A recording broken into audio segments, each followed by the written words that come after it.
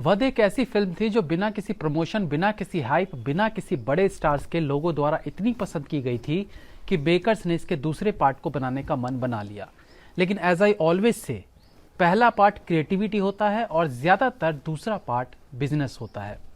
वही चीज वध 2 के लिए भी कही जा सकती है। इस बार क्रिएटिविटी से ज्यादा ये बिजनेस है। रिव्यू करेंगे वध 2।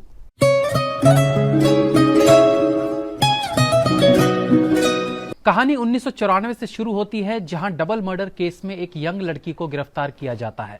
वापस कहानी प्रेजेंट में आती है, जहां नीना गुप्ता अपनी 28 साल की जेल काट रही है, जो जल्द ही रिहा होने वाली है। बगल में पुरुष जेल है, जहां एक बुजुर्ग कांस्टेबल है जिसकी पत्नी गुजर चुकी है, बेटा विदेश में सेटल्ड है और उसे विदेश भेजने के लिए बैंक से उठाए पैसों की EMI वो आज तक भर रहा है, हालांकि उसका बेटा उससे मुंह मोड़ चुका है।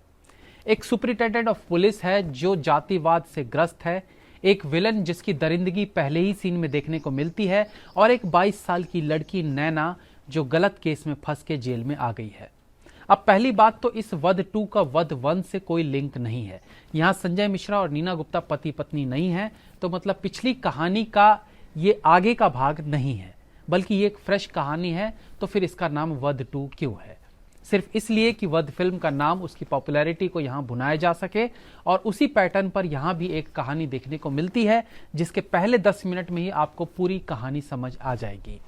संजय मिश्रा जी का एक फेसबुक पोस्ट देखा था, जिसमें उन्होंने कहा था कि कृपया फिल्म के मिस्ट्री को पोस्ट आदि में उजागर ना करें, ये एक मर्डर मिस्ट्री है जो थिएटर में देखी जानी चाहिए। कुछ ऐसा ही मिलता जुलता पोस्ट था, लेकिन फिल्म देखकर लगा कि यहाँ सिर्फ मर्डर है, मिस्ट्री तो दूर दूर तक नहीं है।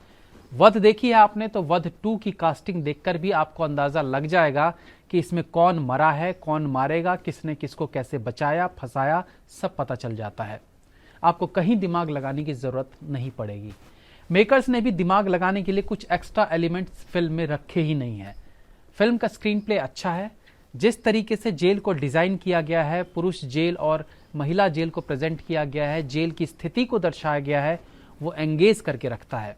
ऐसा फील होता है कि मानो सच में जेल ऐसे ही होते होंगे। वही एक्टिंग में संजय मिश्रा और नीना गुप्ता अपने पिछले किरदारों को सेम वे में आगे बढ़ाते रहते हैं। यहाँ भी नीना गुप्ता बैठते हुए और बैठ के उठते हुए ऊह आह की आवाज से बताती हैं कि उनके घुटनों का दर्द और उम्र दोनों बढ़ गया है। संजय मिश्रा अपने चित्त परिचित अंदाज में देखने को मिलते हैं। वही कुमुद मिश्रा जॉली LLB 2 टाइप के पुलिस वाले नजर आते हैं। बस जातिवाद का चोला पहने इस किरदार को वो अलग करने की कोशिश करते हैं। डायरेक्शन ओके है, BGM एवरेज है, लाइटिंग अच्छी है, स्पेशली रात के दृश्यों में। बाकी देखो, वध का जो स्टैंडर्ड था उस पर वध 2 कहीं से भी बराबरी करती नहीं दिखती है। अगर इसे थ्रिलर फिल्म भी मान के चले तो थ्रिल को भी उस गहराई के साथ ये फिल्म नहीं दिखा पाती कि पूर्ण सेटिस्फैक्शन मिल सके, शायद क्योंकि स्टोरी प्रेडिक्टेबल थी। हाँ, लास्ट में एक सस्पेंस है, बट वो उतना इफेक्टिव भी नहीं लगता, क्योंकि दिमाग में कुछ और सोच के ऑडियंस मूवी देख रही होती है। Not a bad movie, but expectation ज्यादा थी। Have a nice day.